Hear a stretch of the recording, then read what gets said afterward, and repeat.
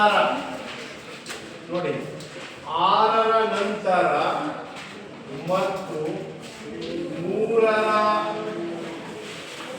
ಮೊದಲು ಬರುವ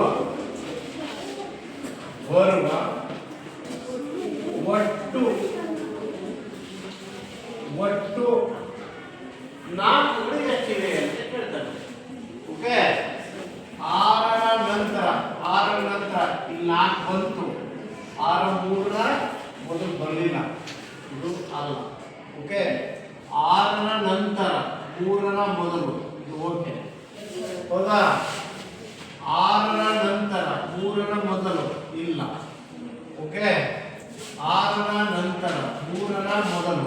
ಓಕೆ, ಹೌದಾ? 6ರ ನಂತರ 3ರ ಮೊದಲು. ಓಕೆ,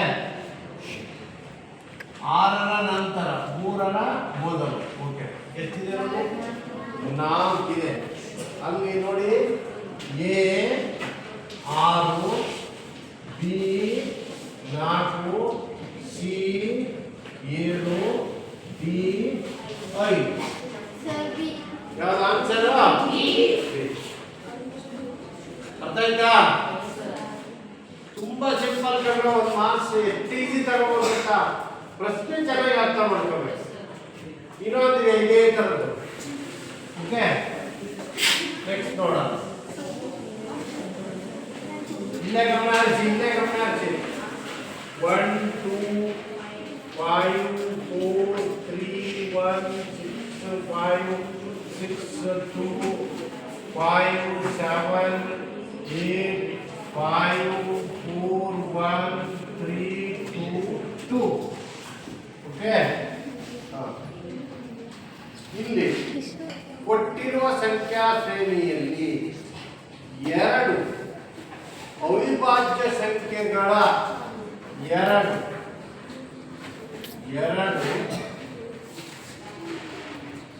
ಅವಿಭಾಜ್ಯ ಸಂಖ್ಯೆಗಳ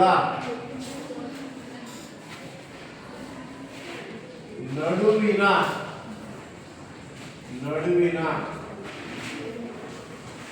ಒಟ್ಟು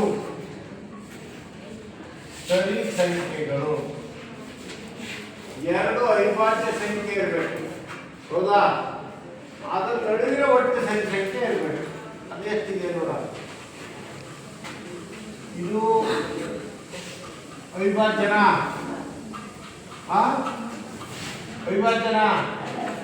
ಹೇಳಿ. 1 ಅವಿಭಾಜ್ಯನ ಹೌದಲ್ಲ? 5 ಅವಿಭಾಜ್ಯನ, 3 ಅವಿಭಾಜ್ಯನ, ಅದರ ನಡುಬರ್ಕ್ ಸರಿ ಸಂಖ್ಯೆ ಇದೆಯಾ? ಓಕೆ, 1 ಅವಿಭಾಜ್ಯನ ಹೇಳಿ. 5 ಅವಿಭಾಜ್ಯನ, 2 ಅವಿಭಾಜ್ಯನ ಅಲ್ಲ, 5 ಅವಿಭಾಜ್ಯನ ಇದು ಆಗಲ್ಲ, ಇವೆರಡು ಆಗಲ್ಲ. ನೆಕ್ಸ್ಟ್ ಇದು ಆಗಲ್ಲ. ಎಷ್ಟಾಯ್ತಾ? 2 ಇದೆ.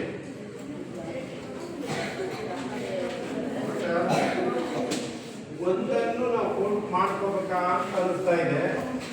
ಓಕೆ, ಅದನ್ನು ಕೌಂಟ್ ಮಾಡ್ಕೊಳ್ಳೋಣ, ನೋಡೋಣ.